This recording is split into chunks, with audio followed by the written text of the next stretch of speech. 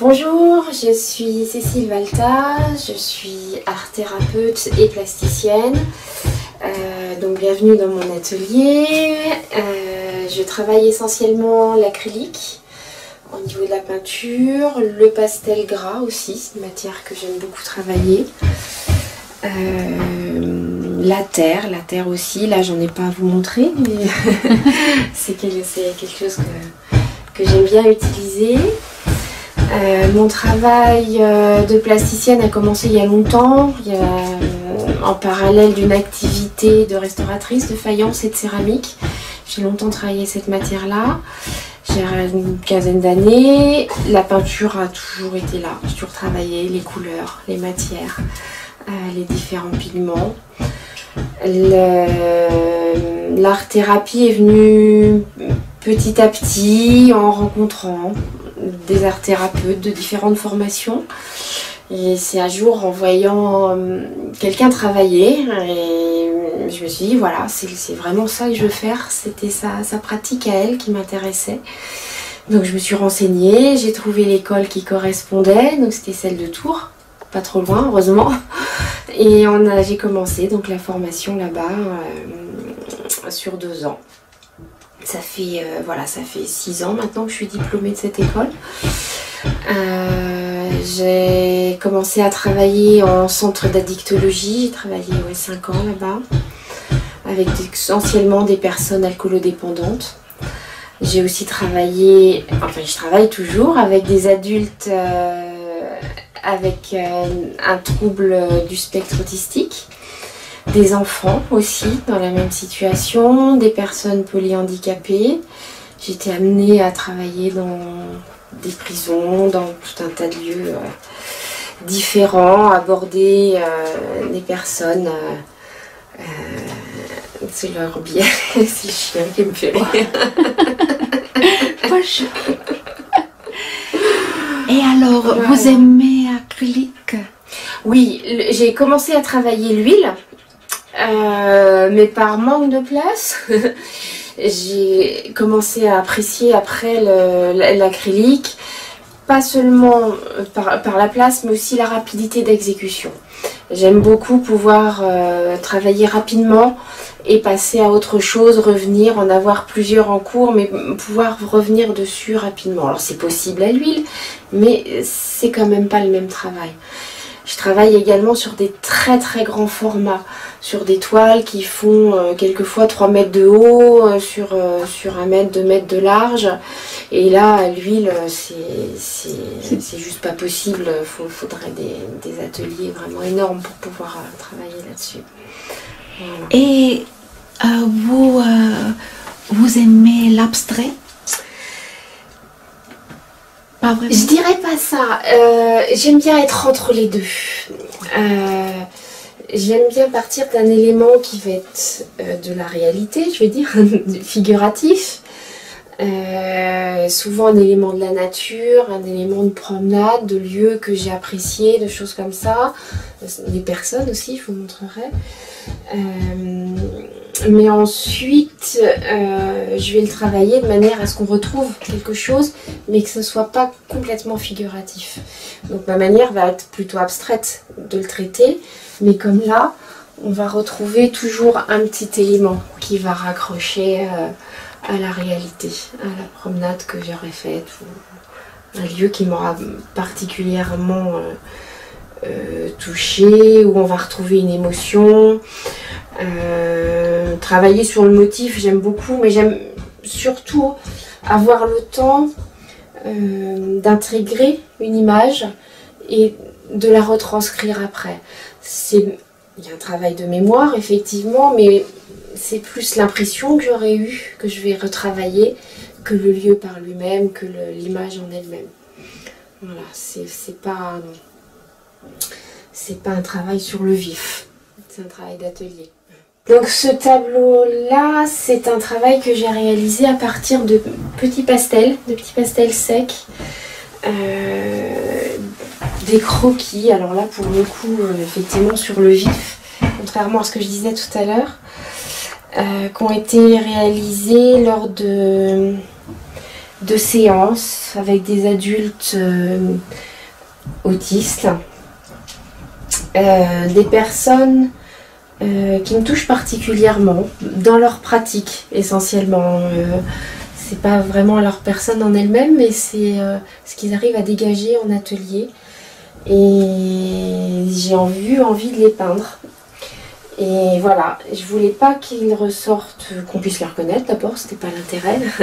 C'était vraiment ce qui ressortait d'eux pendant les séances. Simplement cette image, ces gens qui arrivent à se poser en atelier alors que le reste du temps ils sont particulièrement agités.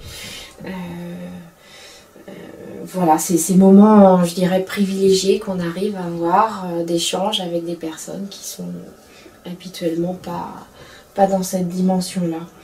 Voilà, c'est vraiment un travail qui était intéressant, de pas chercher le trait précis, de pas chercher à faire un portrait très très réaliste, mais simplement prendre ce qui se dégageait de ces gens, de ces personnes. Et vous aimez les ombres, Oui. les nuances? Oui, les nuances, les sombres, je vais dire le foncé, parce que si on dit sombre, il y a tout de suite une connotation qui n'est pas celle que j'ai envie de retranscrire. C'est pas des idées noires, hein, c'est pas des idées noires. C'est au travers de ces couleurs foncées, de ces couleurs claires, créer des contrastes et justement faire un jeu qui puisse faire sortir la lumière. Oui. Alors que ce soit des paysages ou des personnages, pour moi c'est le même travail. C'est faire ressortir une lumière, voilà, quelque chose qui va apparaître au milieu, enfin je sais pas comment on peut dire, de ce foncé. Cette pièce ici a beaucoup de lumière en eau. Oui. Voilà. Ça commence un peu plus foncé en bas et après c'est très gradé, plus de lumière. Plus de lumière avec un jeu de matière aussi. Les aplats uniformes, j'ai essayé, hein, j'en ai travaillé, j'en ai d'autres, mais voilà, c'est là que je me sens à l'aise, c'est quand ça bouge un peu, quoi. C'est quand ça bouge. Je pense que c'est en lien aussi avec l'acrylique, le fait de travailler l'acrylique qui permet comme ça d'avoir ces coups de pinceau. Alors vous travaillez avec les pinceaux, avec les couteaux aussi? Alors le couteau, c'est principalement la première partie de mon travail. Je réenduis beaucoup les toiles au couteau avant de travailler au pinceau. Et les pinceaux, ben voilà, c'est essentiellement, voilà, je fais quasiment tout avec ces trois-là. Oui, j'aime beaucoup les pinceaux, hein. Je peux les collectionner, il n'y a aucun souci là-dessus. Mais ce sont ces trois-là que j'aime beaucoup travailler, avec lesquels j'aime beaucoup travailler. Voilà. Pour les acryliques. Ça, c'est entièrement travaillé au couteau. À couteau, oui. Voilà. Les pastels gras, je travaille pas à la térébenthine. Je travaille par couches superposées et étalées au couteau. Une espèce de glacis. Ça, je crois que ça vient de mon métier de restauratrice. On travaillait par glacis, par couleurs superposées, jusqu'à obtenir l'effet de l'émail, du vernis qu'il peut y avoir sur une porcelaine, sur une faïence. Et il n'y a que comme ça, voilà, avec cet acrylique en couches superposées et avec les pastels gras où je retrouve cette façon de travailler que j'aimais bien en fait. Et quand vous travaillez, vous vous inspirez de votre expérience ou les expériences de votre client? Non, alors non, je prends pas les expériences des patients. C'est mon expérience peut-être avec eux, mais c'est toujours moi, ce que j'aurais ressenti, que je vais essayer de retranscrire. C'est pas, je les utilise pas eux, s'ils sont présents comme ils peuvent l'être là, c'est juste parce qu'on a eu un moment ensemble et qui aura dégagé quelque chose. Mais je ne vais pas me servir de leur vie à eux. Voilà. Ça va être mon parcours à moi, ma façon d'interpréter les choses, d'interpréter un lieu, d'interpréter un moment, mais pas eux. Ça, je fais la séparation.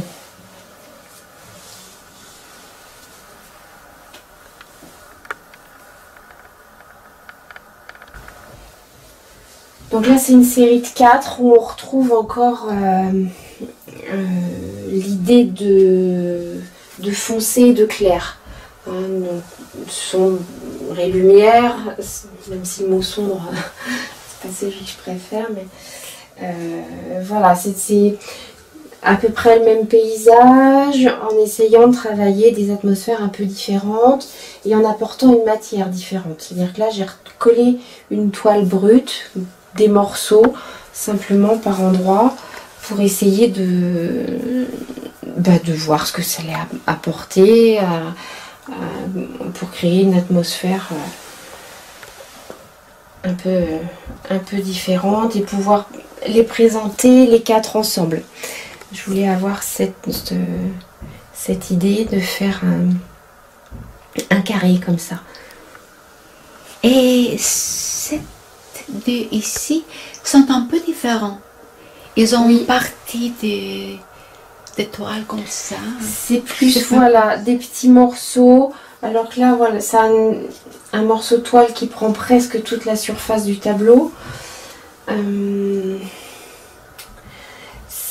Oui, je sais pas, l'idée de collage, de revenir comme ça, d'avoir pas quelque chose de net, pas une surface complètement plane non plus, qui a quelque chose qui raccroche un peu le regard, le passage de l'œil, que ce soit pas complètement lisse.